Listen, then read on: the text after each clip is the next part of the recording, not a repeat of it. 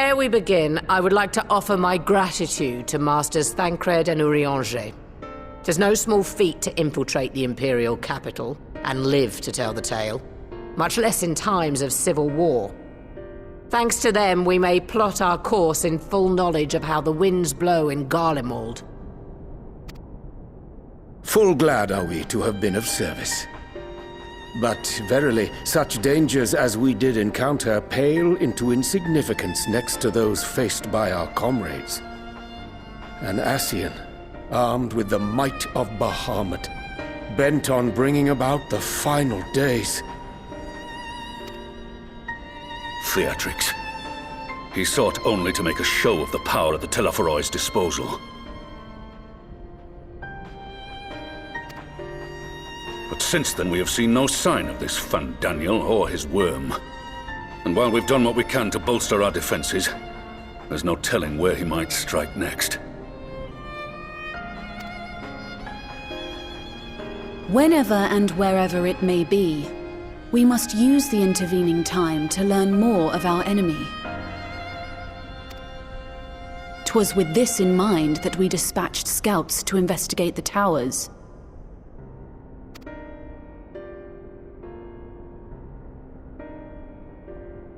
Our advance party took longer than expected to return.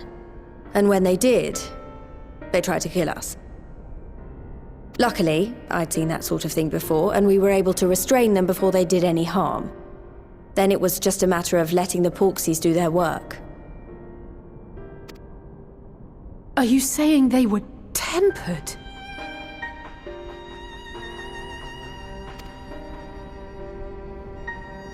Once they'd come back to their senses, they told us everything they could. It seems that just as they were getting close to the tower, they heard an ear-splitting roar, and that was the last thing they remembered.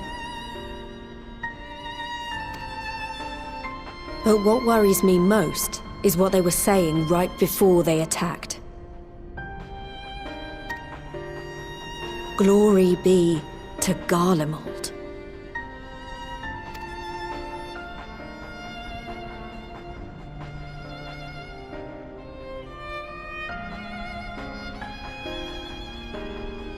The Tempered have heretofore ever been thralls to primal entities.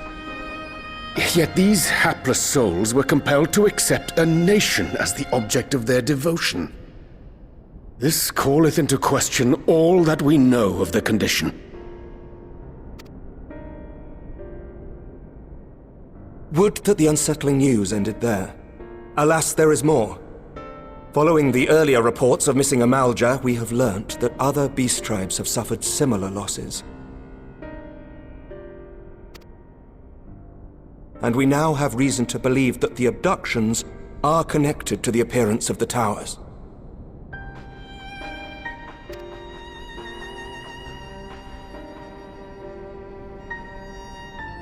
Our scouts sighted black-garbed figures leading shackled Ixal in the direction of the tower in Dravania. The Temple Knights were able to intercept them before they could reach their destination, liberating the Ixal and apprehending their captors, each of whom was found to be equipped with Garlean arms and armor. So the Empire is the common thread. With the support of Xenos, it seems likely that Fandaniel has rallied a faction of the splintered Garlean army to the banner of the Telophoroi. Lord Hien reached the same conclusion when I shared our findings with Doma. The plan had been to march on Garlemald from the east and west in order to force a peace treaty, but the situation has changed. Dealing with the threat of the towers must come first.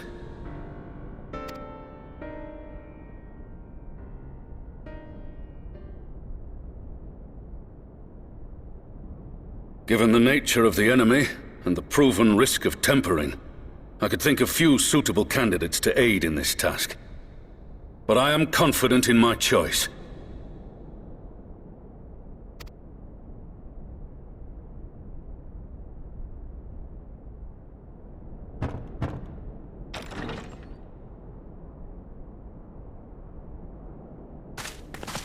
What?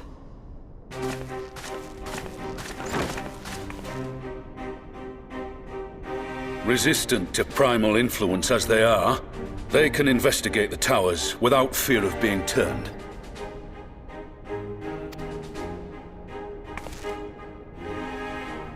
We are glad to put our gifts to use, Commander.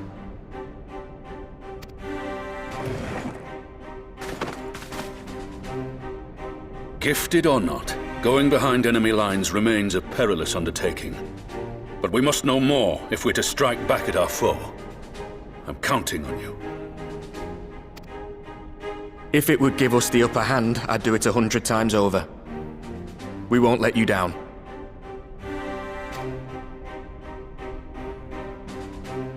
That concludes the briefing.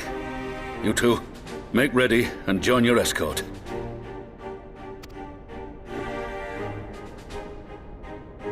Are you certain about this, Arenvold?